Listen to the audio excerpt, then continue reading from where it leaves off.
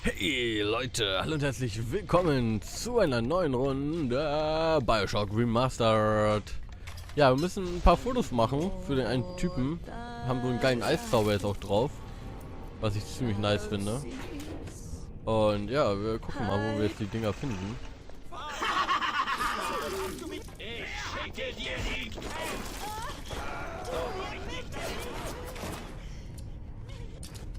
Habe ich da so einen Splicer drauf?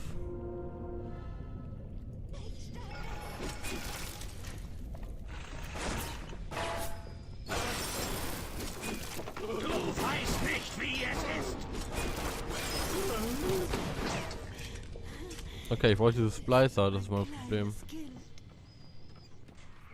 Bringst du dem alten Peach jetzt endlich seine Fotos oder bist du nur als Tourist hier? Ja, ist ja gar nicht so einfach, Mensch. Die Todesstrafe in Rapture. Der Rat ist in Aufruhr. Man befürchtet, dass es zu Ausschreitungen in der Stadt kommt. In solchen Zeiten braucht es eine harte Hand. Den Schmugglern muss das Handwerk gelegt werden. Jeglicher Kontakt zur Oberfläche bringt Rapture ein Stück näher an die Parasiten, vor denen wir einst geflohen sind. Ein paar Hälse in der Schlinge sind ein angemessener Preis für unsere Ideale. Okay. Ich habe halt gerade den einen Typen da gesehen, wie der da an der Wand rumgeklettert ist. Aber, könnt ihr nicht so schnell fotografieren. Ausgetrickst, du Monster! Du hast mich dazu gezwungen! Ich folge deinem Gestank! Wer? Hi!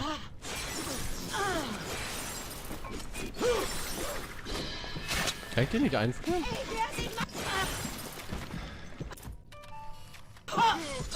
Oh, fuck.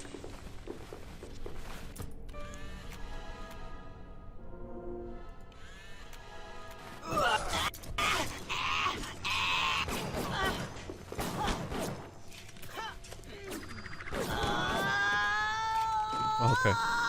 Haben wir geschafft. Verbandskasten, okay, der sah weird aus.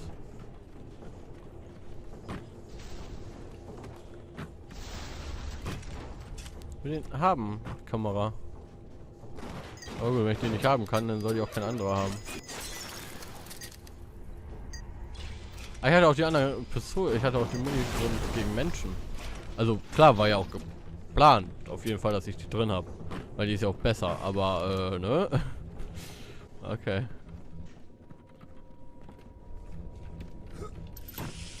Hier einfach alles aufsammeln, was hier in diesen Regalen rumliegt. Wäre eigentlich egal was, Hauptsache es ist Loot, den wir mitnehmen können. Bandagen ohne Ende.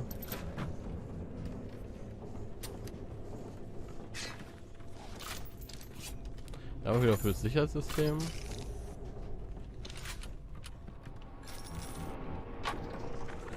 Oh. Die Todesstrafe in Rapture. Der Rat Hatten ist wir in schon? Aufruhr. Ich weiß gar nicht. Man befürchtet, dass es zu Ausschreitungen in der Stadt kommt. In solchen Zeiten braucht es eine harte Hand. Den Schmugglern muss das Handwerk gelegt werden. Jeglicher Kontakt zur Oberfläche bringt Rapture ein Stück näher an die Parasiten, vor denen wir einst geflohen sind. Ein paar Hälse in der Schlinge sind ein angemessener Preis für unsere Ideale. Warte, ich muss das richtige Leben finden.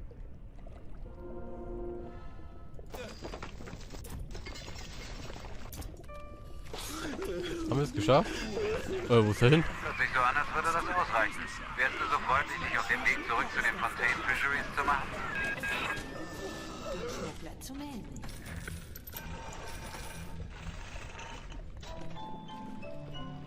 Zeitweise dachte ich, das wäre das Paradies. Okay, hier ist ja so ein Respawn-Ding. Ich glaubte, die Parasiten aus Update. Aber ich kann die ja Moskau vergessen zu können. austauschen, nur, Ich ne? glaubte, dem marxistischen Altruismus der Kolchosen und der 5-Jahrespläne entronnen zu sein. Gut, dann bringen wir es erstmal zurück für die Kamera. Sich dann in Hitlers Schwert stürzen, um das tausendjährige Reich zu erschaffen. Meine Frau Moira geht mir echt auf den Geist. Aber sie ist mein Ein und Alles und sie ist wunderschön. Ich fürchte, Gott will mich dafür bestrafen, dass ich Patrick und sie hierher gebracht habe. Ich dachte, unser Leben würde dadurch besser werden. Oh je, wie blöd kann man eigentlich sein? Ladies und Gentlemen! Hi. Das ist mein Lieblings-Big Daddy, weil der mag mich. Das ist sehr cool. Ich muss auch da lang. Ah, das heißt mir Weg, das ist nett. Hol uns mal so ein Heal-Ding rein, vorsichtshalber. Ich bin froh, dass ich diesen Pfeil da oben habe, sonst würde ich mich so oft schon verlaufen, ne? Das Little Sisters Heim. Schenken Sie Ihrer Kleinen in schweren Zeiten ein sorgloses Leben. Unterbringen und Unterricht sind gratis. Kinder sind What the fuck? schließlich Raptures Zukunft. Ach so, nee, das war dieses verwirrende Ding, ne? Oder wo muss ich hin? Okay, ich muss hier lang. Ah, hier zu dem muss ich, ne? Klopf, klopf. Ich habe schon lang nichts mehr zwischen die Zähne bekommen. Hast du was für mich und meine Mannschaft oder suchst du nur Ärger? Setz dich kurz hin. Ich muss Kaffee aufsetzen. Vielleicht decke ich sogar den Tisch mit dem feinen Tafelsilber.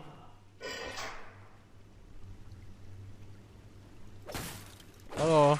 Bevor du in die Fischfabrik gehst, gebe ich dir noch einen Rat. Der alte Peach führt mit Sicherheit irgendwas im Schilde. Halt bloß die Augen offen. Okay. Hi. Mit einer Waffe kommt niemand in meine Bude rein. Leg deine Knarren in ihren Rohrpost, dann lass ich dich rein. Was ist das denn? Technik Tunikum. Verändert die Gene und verbessert eine... Warum kann ich das nicht aufheben? LOL, ich habe eine Map. Wenn das der Preis dafür ist, musst du ihn wohl bezahlen. Dafür kann er dir wenigstens deine Plasmide nicht wegnehmen.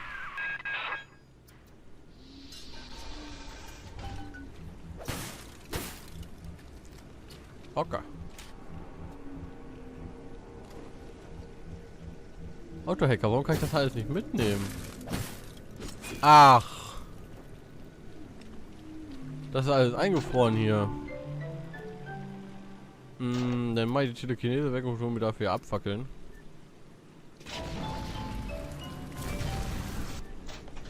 Tada! Das hat irgendwie nicht funktioniert.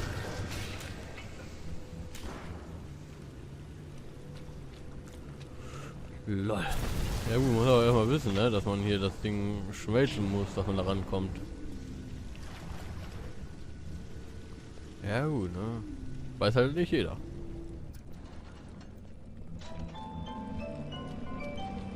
Hier ist Öl. Tja, ich wette, als dein Boss aus der Hölle abgehauen ist, hat er zum Teufel gesagt, dass er gleich wiederkommt. Und der Teufel hat gesagt, sehr wohl, Mr. Fontaine, ich halte Ihnen Platz frei. Ryan hat versprochen, dass Fontaine ins Gras gebissen hat. Und jetzt machst du hier seine Drecksarbeit. Ryan ist ein Penner und du... Es ist super dunkel. Kann ich ein bisschen Licht machen? Atlas, er gehört uns. Wer ist Atlas?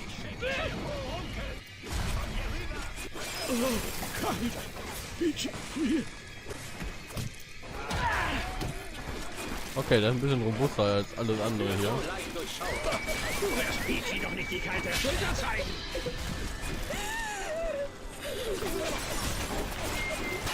Hier stinkt.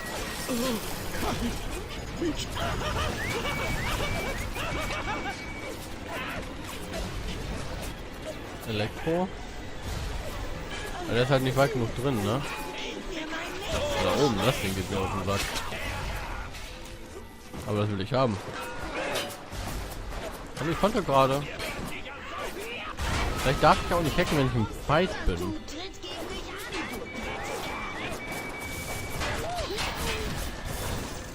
Oh oh.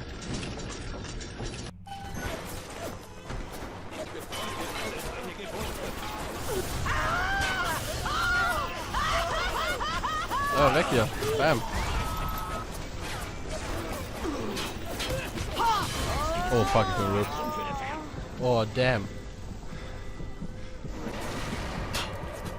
Ich habe halt so keinen Überblick über mein Leben, das ist das große Problem. Kann ich den wieder rausholen? Schade.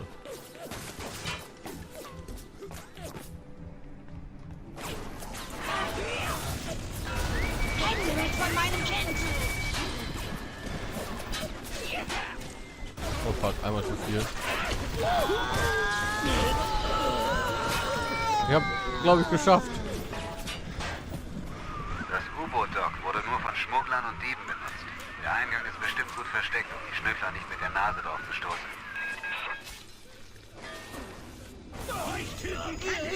Hilf mir!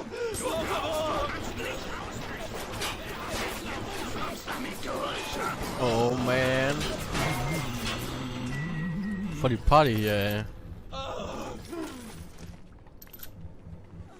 Das will ich gerade alles looten, Alter. Ganz ruhig. Erstmal runterkommen. Alles looten, alles chillen, so. Ja, lass die Leute kommen. Ich habe ja genug Sicherheitssystem hier, das sich hier um kümmert. Hier haben wir noch was. Aha. Vielleicht sind auch diese Gebäude, diese Räume hier extra dafür gewesen, dass man sich darin verstecken kann. Oh, die sehen nicht so nice aus hier, ne? Aber gut. Ja. Nur schon ziemlich leicht beschaubar. Ist da was? Nee.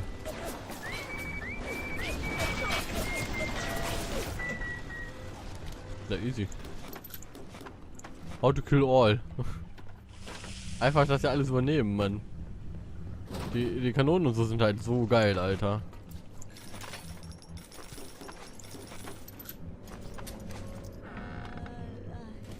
Ja, da irgendwo was dran? Nee, ne? Oh, hier ist noch so ein kleiner Kasten. Erstmal alles hier looten, Alter, weil ich brauche wieder neuen Stuff hier. Aha. Ich will da hinten irgendwo hin.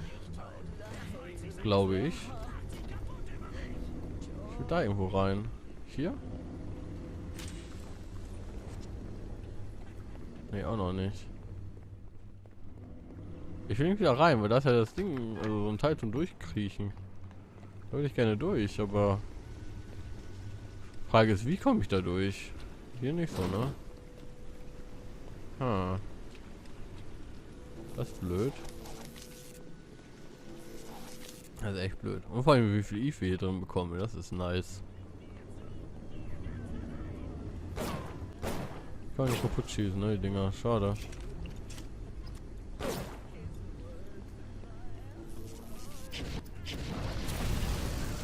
Das bringt mir auch nichts, ne, das zu schmelzen. Ich kann diese großen Berge auch schmelzen, das ist interessant.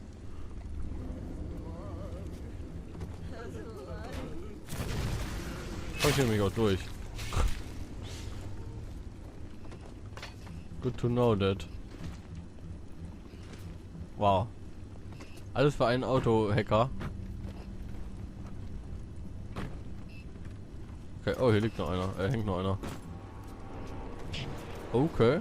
Dann will ich auch den einen Haufen da schmelzen, wo die Dudes da drin hingen.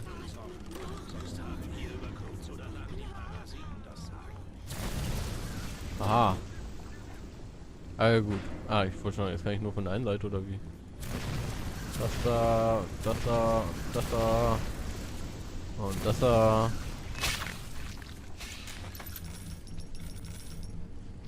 Okay, wenn ich allein ja schon ein Eve rausbekommen habe, was zusätzlich, hat sich ja schon gelohnt, hier alles zu schmelzen. Das ist voll die geile Mechanik, nur ich denke da nie dran. Ich bin da zu doof für. Oh. Gut, dass wir noch ein bisschen umgeguckt haben hier. Jo, dann gehen wir jetzt mal weiter. Die Waffen haben wir ja schon da rausgeholt.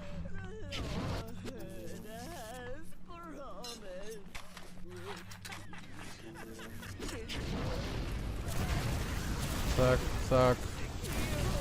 Erstmal hier alles aufmachen.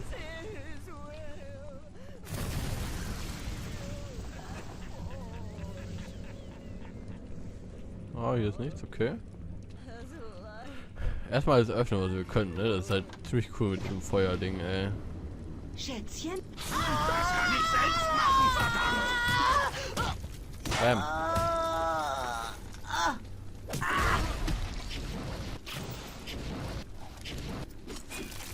Einstehen. Einfach zuhauen. Ah, droppt auch wieder einer?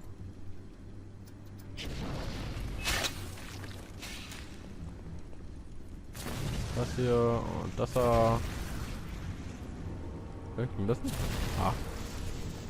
Ich hab wahrscheinlich einfach nur verkackt gehabt. Oh, das hab ich auch nachgeladen. Fontaine macht uns jetzt mächtig Feuer unterm Hintern. Er will 80% unseres Gewinns so tun, damit uns an Reihen ausliefern, wenn wir nicht mitspielen. Dieser Hurensohn. Sammy G meinte noch, dass er darüber nachdenkt, zur Polizei zu gehen, und am nächsten Tag wurde er in einem Sack mit Wasser tot aufgefunden. Wir haben keine Wahl. Wenn wir bei Fontaine bleiben, enden wir am Galgen. Und wenn nicht, ergeht's uns wie Sammy G. Es muss noch einen anderen Weg geben.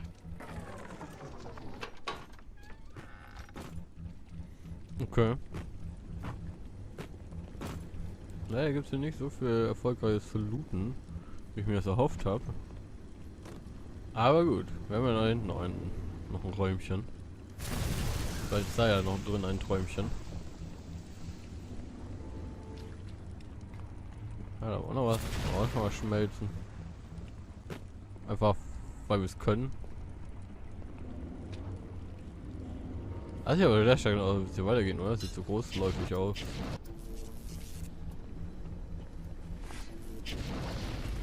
Oh, schon ein Geist. Du kannst nicht aussteigen. Fontaine wird dich finden. Scheiß auf Oh. Fontaine. Na, wart mal ab, wer da auf wen scheißt, du Idiot. Okay, also wir haben auf jeden Fall hier nochmal eine Film-Dings hier. Die werde ich dann zum Ende angucken. Einfach nur, dass die Leute, die diese Filmdinger nicht sehen wollen, dann einfach direkt schon abschalten können. Weil die halt einfach vielleicht für den einen oder anderen super langweilig sind. Waffen-Upgrade. Okay, jetzt wird's interesting. Wie kann ich das holen? Ich kann da nur eins dran machen. Okay, jetzt habe ich hier für ein größeres Magazin.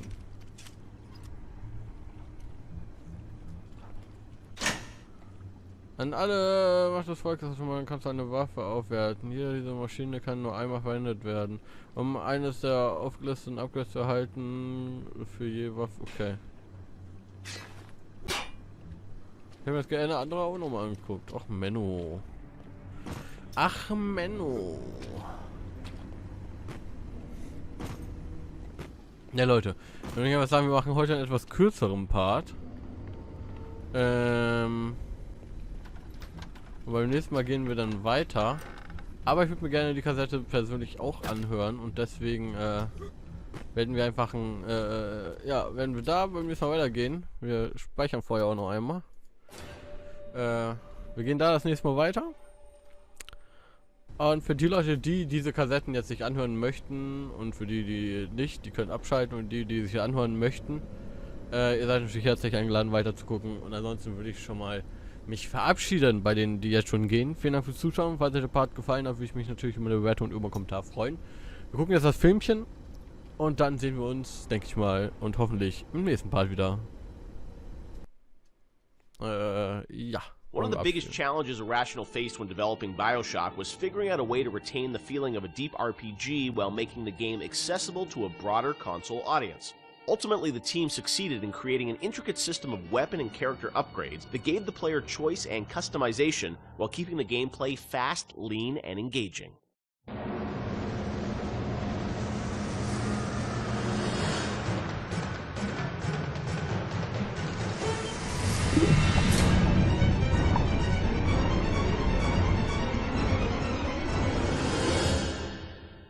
One of the hallmarks of BioShock, to me at least, was that it really blended RPG and sort of first-person action game together in a way that, you know, is sort of standard today, but a decade ago was really pretty revolutionary.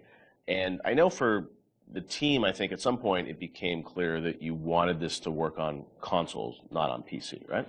Well, both, yeah. Yeah. But so the idea of, you know, doing a console game and a PC game, and doing something that sort of felt like a shooter but had much more depth. And I know in some of the early design docs you talked about sort of creating an FPS plus versus an RPG light. What was the difference in your mind between those two?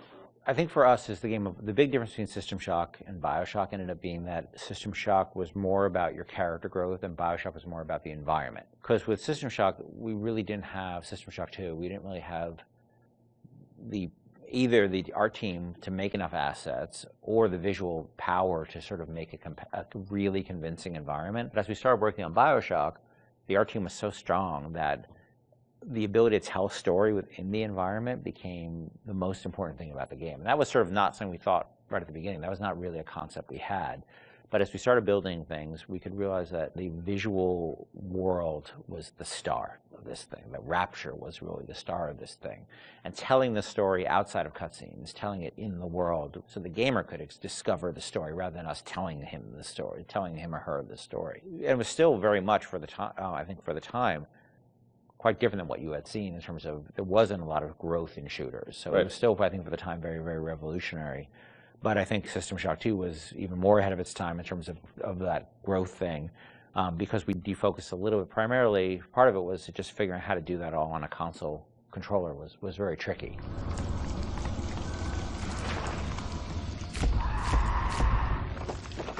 No, I remember even the early demos, and people like, you see a plasma, you see like a upgraded weapon, people are like, oh, I've never seen that before in a shooter. And that was, when you were coming out of the sort of, the Quake, Doom, Half-Life, where it's like you have, 8 weapons on the keyboard, and you sort of knew what they were, and they weren't going to change. Yeah. Sean, was that something that, from a sort of creative standpoint, was it always clear that that was something you guys wanted to do, or it evolved over time because you wanted to have more depth in the game? I mean, it certainly evolved over time, and each upgrade path was slightly, had its own unique challenges. Like certainly upgrading the weapons, you had to design a base weapon that didn't feel like crap, still felt like something that you wanted to use, but then the ability to add the upgrades to that, and each of the upgrades can come in any order, so you have to be aware that this, parts A, B, and C could come in at any different time to upgrade the weapon. In a first-person shooter, that's your star. That's the thing that you're seeing all the time. When it comes to other things, plasmids, things that are, Tonics. Tonics, yes, sorry. It's been a while. Come on, Sean. I know, it's 10 years. Those things were more offloaded to machines that you would then have to interact with, so you're not carrying the inventory around with you. But each of these decisions on how we're going to upgrade the player, it wasn't like a mouse and keyboard, okay, we can just use the mouse and you have all these buttons at your disposal. You could arbitrarily point at a part of the screen really easily, which you could do in System Shock too. Yeah, so we certainly, learned trial by fire when we were trying to adapt these things to the console at the time. Yeah, and like having different ammo types and stuff like that. Like we went through numerous iterations of the interface to make it. Like we had the first times we sort of put the interface into play. It was very obtuse and very tricky to get your head around, and we just kept working on it and working on it and working on it because you want to feel like second nature. But we spent a lot of time on that.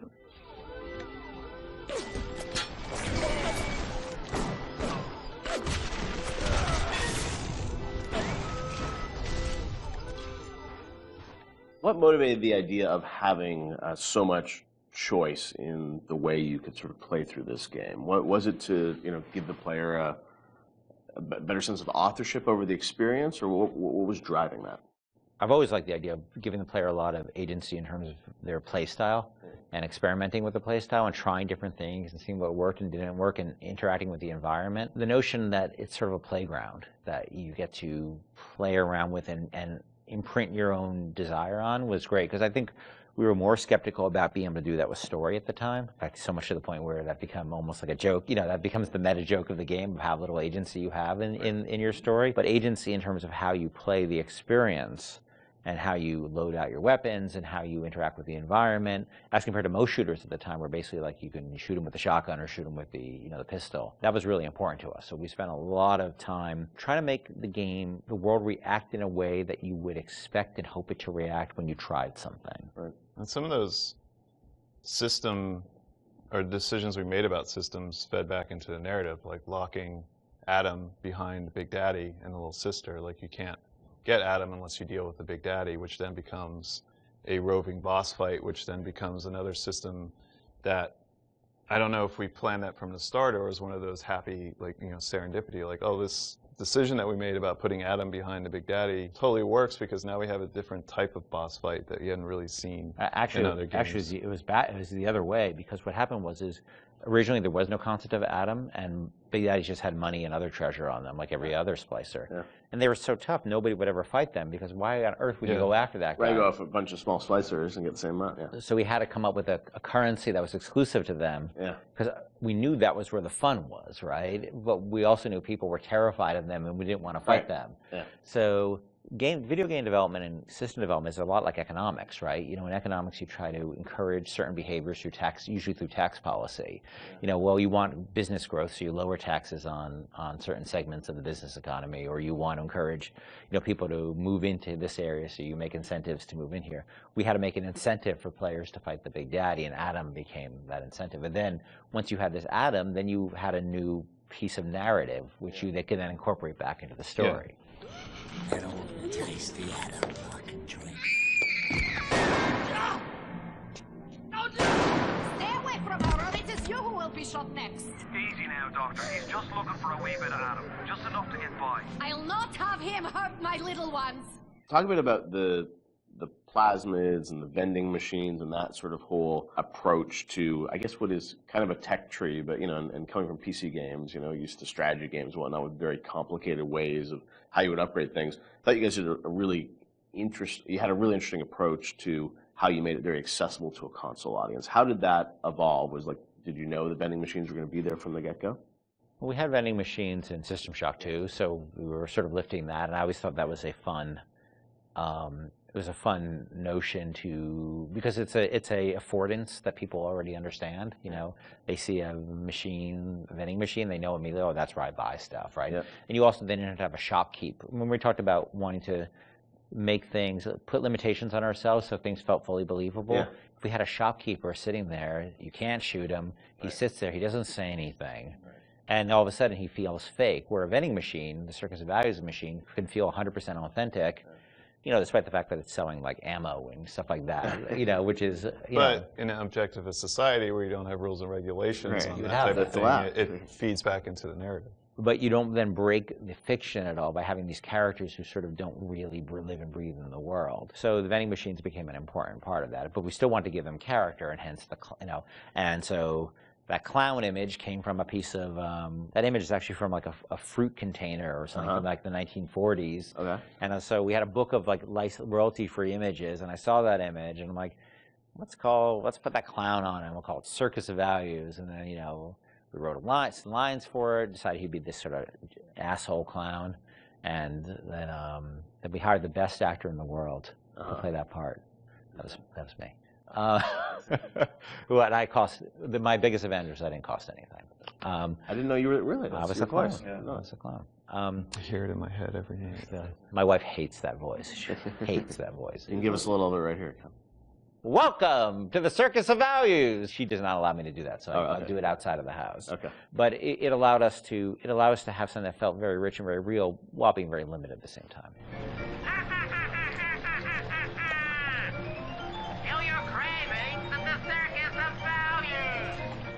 And also, you know, the plasmids and sort of the motif of sort of the videos and how you explain sort of what a plasmid was, that was a really fun way, I thought, to sort of explain that. Sean, how did you guys evolve that? Because it was a very artistic approach. I think those came on pretty late too, because we were developing all these systems, and you make the assumptions because you're dealing with them every day that the player who gets this game is going to understand what these systems are. And we always joke that you can't ship a developer with a game, or you can't expect somebody to have a README file for all of these things. Nobody's understanding what these plasmids are or how to use them. How do we present these to the audience in such a way that they're going to understand what it is fictionally and what it is functionally? Because Rob Waters did a lot of the animations on those, and we sit down and we write out like a little 30-second commercial of what this thing is. And again, because going back to the narrative, this is what would happen in Rapture. People are trying to sell these things, so they would come up with commercials to explain why you need this. Using that as your framework, you can then come up with all of these little gags that people will remember, that have a little personality to them, but I think ultimately in the end weren't that expensive. to create because they're cheap. I think that one of the most important things about it is we didn't want them to be long, and we didn't have a lot of budget for the art, so we have like a couple of frames of animation in them essentially. And so we had to figure out how do we message how this thing works in like that. And that's what marketing is, right? You know, it's how do you message how something works. And marketing and tutorializing are very similar things, right? You're trying to get a message across in a very brief period of time in a very snappy fashion. And I think that one of the things that I always felt about games is that tutorials are sort of death. And because they're usually like, you know, you go into a scene and there's like a shooting range or something like that, and narratively they never really make sense either. And they're so boring. And so we always try to put a big burden on ourselves of how do we train people while not letting them know they're being trained, and brevity is really important to that. So we had a bunch of art constraints on that, which also led to a bunch of writing constraints. And so those things were like, I don't even know if they were 30 seconds. Yeah, they were like really short. Yeah, like 15 seconds long. We had to explain a whole plasmid in that period of time. And I think that was a good exercise because it also made the game, it forced us to be concise and to really explain what this thing was like that. Throw objects at foes. You can even catch grenades and throw them back.